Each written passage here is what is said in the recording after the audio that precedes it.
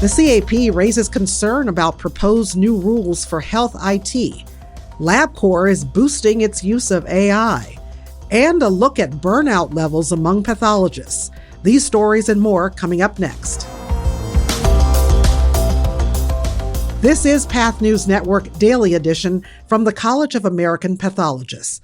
I'm Nancy Johnson. It's Friday, March 6th. The CAP submitted comments to the Department of Health and Human Services expressing concerns about its HTI 5 proposed rule, which would loosen informational requirements for health IT. The CAP said it supports interoperability in health IT, meaning the seamless exchange of medical information across organizations to improve clinical care.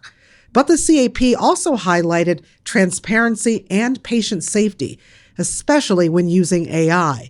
In particular, the CAP cautioned against immediate release of test results to patients without clinical review, which can lead to misinterpretation and distress.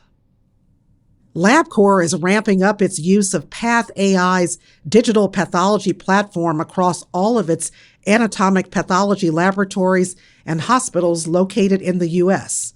The company will use the AI-powered tools to review, interpret, and manage digital images of scanned surgical pathology slides for primary diagnosis.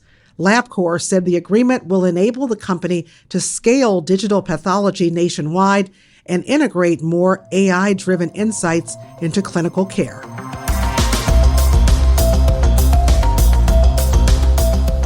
Dr. Julia Keith is a practicing neuropathologist and associate professor at the University of Toronto. She surveyed 427 Canadian pathologists using a standard assessment that measures burnout level. What she found was sobering: a 58% prevalence of burnout versus 44% for physicians in general in similar studies. Workload plays a part.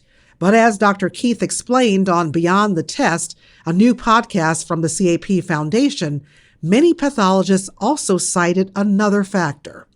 So nearly half of Canadian pathologists reported being in a state of chronic pain related to their work. We're a bit of a motley crew of bad backs and bad necks and sore shoulders. And importantly, the presence of chronic pain significantly correlated with worse scores on all of the burnout domains. So we identified pain as a driver of burnout that may be relatively specific to pathology. All those hours hunched over a microscope take their toll.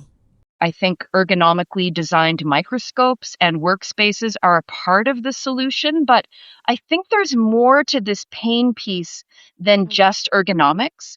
I suspect that pathology is one of the most sedentary specialties of medicine. Most pathologist offices that I've seen are all set up in the same way. Pathologists have their microscopes and their computers side by side, where they work all day in a seated position. And I would encourage our listeners to be creative about trying to introduce movement into their daily workflow. For more of Dr. Keith's findings and recommendations, you'll find a link to the full interview in our show notes. And finally, it's March, and spring is right around the corner. What better time to renew your CAP membership?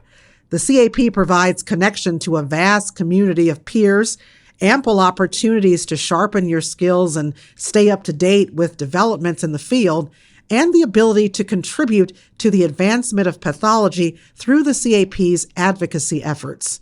Head over to the Join and Renew tab under Member Resources on the CAP homepage to renew your membership today.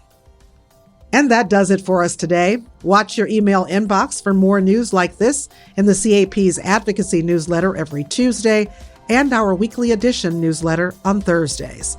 We're back Monday at 5 a.m. Eastern for another episode of the Daily Edition. I'm Nancy Johnson. Have a great day.